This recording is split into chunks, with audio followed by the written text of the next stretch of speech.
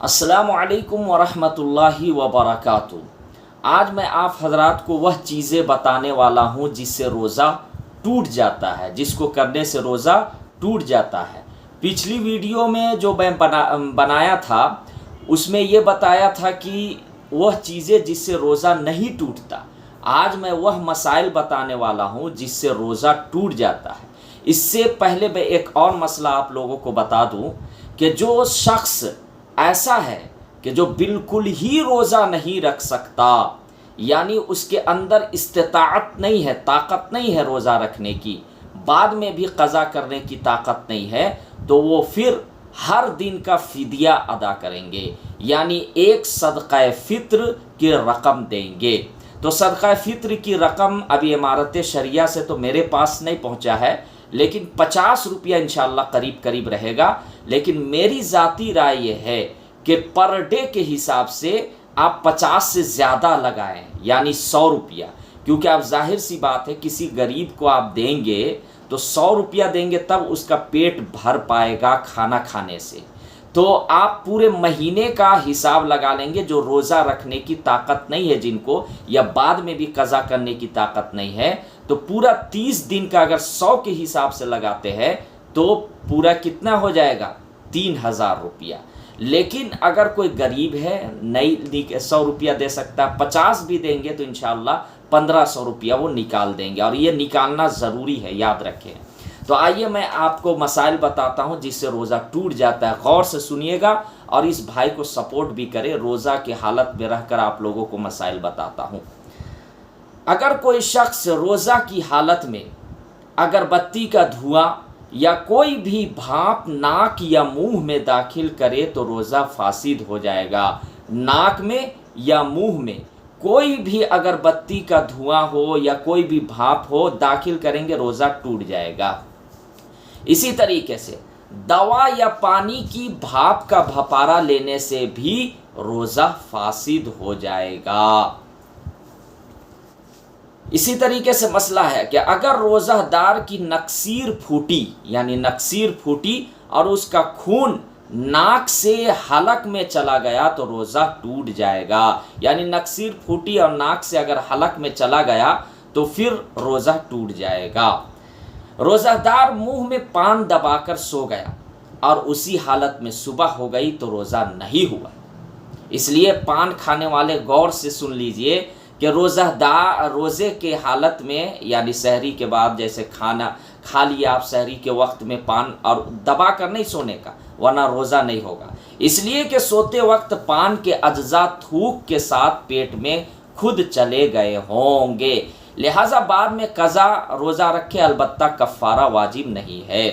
کلی کرتے وقت حلق میں بلا اختیار پانی چلا گیا، اب اگر اس کو روزہ یاد تھا تو روزہ جاتا رہا، قضا واجب ہے، کفارہ واجب نہیں ہے۔ یعنی کلی کرتے وقت بلا اختیار جو ہے حلق میں پانی چلا گیا تو اب اس کو دیکھنا ہے کہ روزہ یاد تھا یا نہیں۔ اگر روزہ یاد تھا تو پھر روزہ آپ کا ٹوٹ جائے گا، اور اگر روزہ یاد نہیں تھا، ایسی حالت میں پانی منہ میں لے لیا تو روزہ نہیں ٹوٹا۔ اسی طریقے سے ناک یا کان میں تیل ڈالنے سے روزہ ٹوٹ جاتا ہے مگر کفارہ واجب نہیں ہوتا، یعنی ناک میں یا کان میں تیل ڈالنے سے روزہ ٹوٹ جاتا ہے۔ اچھا، کفارہ کیا ہے انشاءاللہ میں اگلی ویڈیو میں آپ کو بتاؤں گا۔ اچھا، نوٹ بھی سن لیجئے، آج کل جدید تحقیق کے مطابق کان اور دماغ میں کوئی نہیں ہے، یعنی کوئی ایسی چیز نہیں ہے، اس لیے بعض مفتیان کرام نے کان میں دوا ڈالنے کو جائز قرار دیتے ہیں، یعنی کان میں دوا ڈالنے کو جائز قرار دیتے ہیں بعض مفتیان کرام، لیکن احتیاط کرنا ہے۔ اگر کوئی شخص غلطی سے روزہ توڑ دے یا دھمکی دے کر کسی کا روزہ فاسد کرایا جائے تو ایسی صورت میں صرف قضا لازم ہوگی، کفارہ نہیں۔ یعنی غلطی سے کوئی روزہ توڑ دیا یا کوئی آپ کو دھمکی دے رہا کہ روزہ توڑ دو، اور روزہ اگر توڑ دیا تو صرف قضا ہے، کفارہ نہیں ہے۔ اسی طریقے سے ہے پتھر کی کنکڑی یا بے فائدہ مٹی یا گھاس پھوس یا کاغذ کھانے سے بھی روزہ ٹوٹ جاتا ہے، مگر صرف قضا لازم ہوگی۔ خاص کر کے بہت سے ایسے نوجوان بھی ہوتے ہیں سمجھدار کہ وہ کاغذ کو چبا رہے ہیں یا کوئی بھی ایسی بے جان چیز کو، یاد رکھیے گا روزہ آپ کا ٹوٹ جائے گا۔ مسوڑوں کا خون اگر اتنا زیادہ ہو کہ وہ تھوک پر غالب آ جائے یا وہ تھوک کے برابر سرابر ہو تو اس کے پیٹ میں چلے جانے سے روزہ ٹوٹ جائے گا۔ یعنی آپ کے مسوڑوں میں سے خون نکلا اور وہ تھوک سے زیادہ ہے یا تھوک کے برابر ہے تو پھر روزہ آپ کا ٹوٹ جائے گا، اس کا آپ خیال رکھیں گے۔ اسی طریقے سے ہے روزہ کی حالت میں مشت زنی، اگر روزہ کے دوران مشت زنی سے انزال ہو گیا تو روزہ فاسد ہو گیا، بعد میں قضا ہے، کفارہ نہیں ہے، لیکن ایسا کرنا، مشت زنی کرنا بہت بڑا گناہ ہے۔ اسی طرح اگر بیوی سے بوس و کنار کی وجہ سے انزال ہو گیا تو روزہ ٹوٹ جائے گا، قضا لازم ہوگی، کفارہ نہیں۔ یعنی بیوی سے آپ بوس و کنار کر رہے ہیں اور اس دوران تو انزال ہو گیا تو پھر روزہ آپ کا ٹوٹ جائے گا۔ اسی طریقے سے سخت بیماری کی وجہ سے اگر روزہ افطار کر لے تو اس کو صرف قضا کرنی پڑے گی، کفارہ نہیں۔ یعنی کوئی بہت اچانک ایسا ہوتا ہے کہ بہت زیادہ بیمار پڑ جاتا ہے، اب اس کو کھانا پینا ضروری ہے، تو اگر روزہ توڑ دے گا تو انشاءاللہ گناہگار نہیں ہوگا، لیکن قضا ضرور اس کو کرنی پڑے گی۔ اگر کسی نے قصداً روزہ توڑ دیا پھر بیمار ہو گیا یا عورت کو حیض آ گیا تو قضا لازم ہوگی، کفارہ ساقط ہو جائے گا۔ یعنی حیض آ گیا عورت کو یا قصداً کسی نے روزہ جان بوجھ کر توڑ دیا پھر بیمار ہو گیا فوراً تو کفارہ قضا لازم ہوگی، کفارہ نہیں۔ اسی طریقے سے ہے اگر کسی شخص نے روزہ کی حالت میں سفر کیا تو اسے بلا عذر روزہ نہیں توڑنا چاہیے، لیکن اگر روزہ توڑ دیا تو صرف قضا لازم ہوگی، کفارہ نہیں۔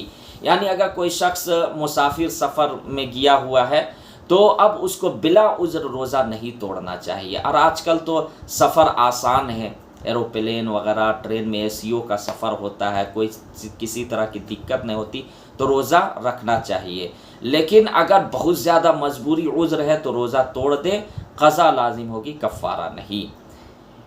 اسی طریقے سے اگر کسی عورت کی شرمگاہ میں کوئی دوا ڈالی جائے تو فوراً اس کا روزہ ٹوٹ جائے گا۔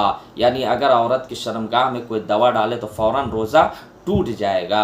اسی طرح پیٹ کی صفائی کے لیے پیچھے کے راستہ سے دوا چڑھائی جاتی ہے تو اس سے بھی روزہ ٹوٹ جاتا ہے۔ یعنی کچھ ایسی بیماری ہوتی ہے کہ پیچھے کے مقام سے دوا ڈالا جاتا ہے تو اس سے بھی روزہ ٹوٹ جاتا ہے۔